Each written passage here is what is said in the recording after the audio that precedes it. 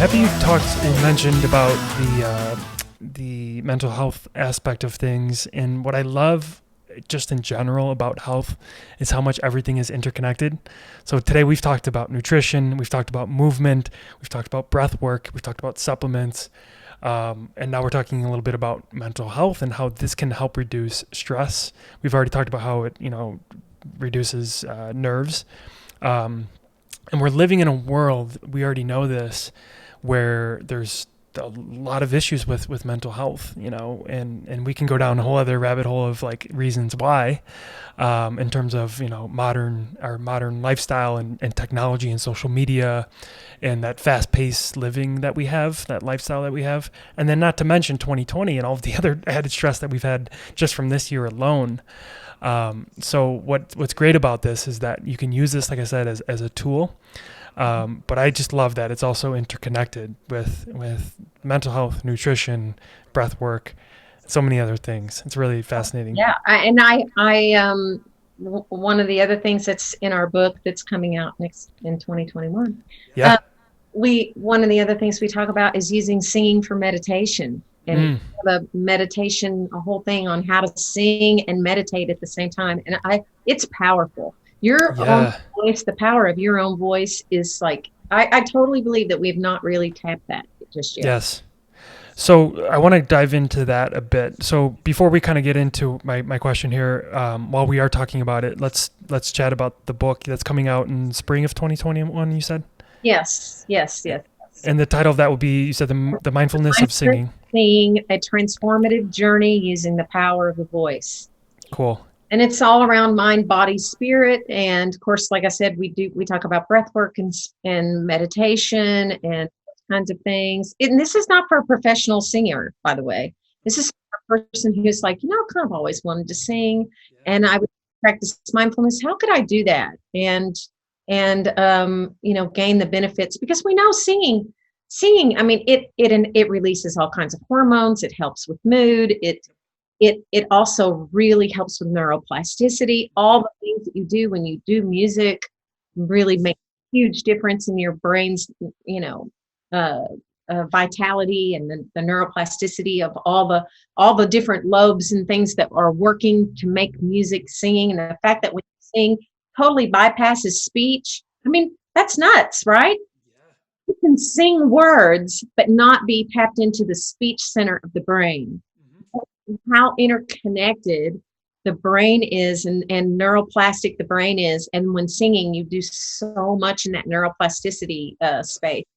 And that, my own father has Alzheimer's. And what's the one thing that he can do, like he did when he was young? Sing every hymn by memory. Wow. He can sing, Dad, sing, Be Still My Soul or whatever. And he knows every verse and every chorus, but he couldn't tell you what he had for breakfast, right? And because singing is really and truly something I think that we're supposed to use as a tribe. Yeah. It's powerful. To connect to each other. I think music alone, yes, singing, but music in general is very powerful for all the reasons you just mentioned. I want to touch on, you talked about with your new book, the idea of mindfulness with singing. Can you relate, so like let's take meditation. There's all kinds of different types of meditation, but a very common form of meditating, something that's been, you can date back hundreds, thousands of years, is that idea of a mantra, or just that like humming or like right? Can you kind of connect that or correlate that to what you're talking about with singing as a form of meditation or mindfulness? Is there any kind of comparison there? Yeah, absolutely. So one of the reasons I think why that ancient practice of doing an om or doing a hum or having a mantra, and even the old pranayama, Brahmari, I don't know if you know that meditation, but it's humming bee meditation. So you close the ears, you close the eyes, and you hum. One of the things that does is really calm the central nervous system. You get both that um, the vagus nerve. I mean, all of those things get involved when you're using your voice and singing, and you are doing nothing but in that space, and you shut everything out and listen to your own voice, which causes various vibrations throughout the body because of something that's called sympathetic resonance. So as you move and you sing in one range, like if I were doing it, I would, be like, well, I feel all this vibration in my chest and in my neck, my ears, and that's really, it's got a kind of a comforting thing to it. But then as I move up and I'm more in my speech voice, that vibrates here, and that, and then when I get in my head voice, something to that effect.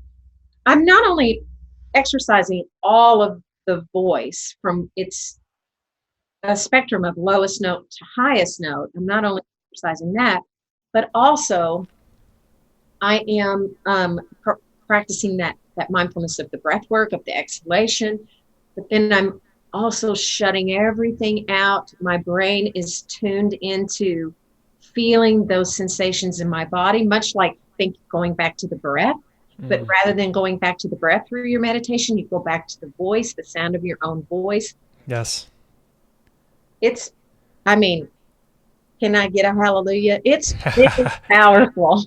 Yeah, it sure sounds like it. And it's something that might not be talked about enough, I think, in the meditation and mindfulness space, is that idea of voice and vocal and people are afraid to sing, Dan. They're afraid they're going to be judged, that it's not going to be good, or the teacher in the third grade said, go to the back row, please don't sing, just move your mouth, or or your beautiful partner, wonderful partner says, honey, please don't sing in the car.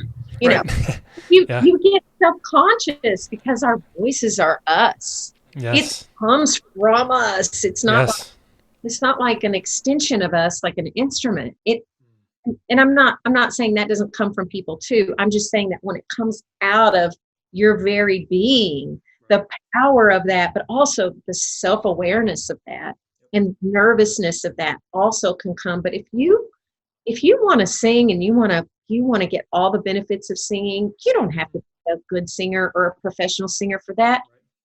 You can do this breath work and this meditation. It's a breathing meditation where you sing and get all of the benefits of singing.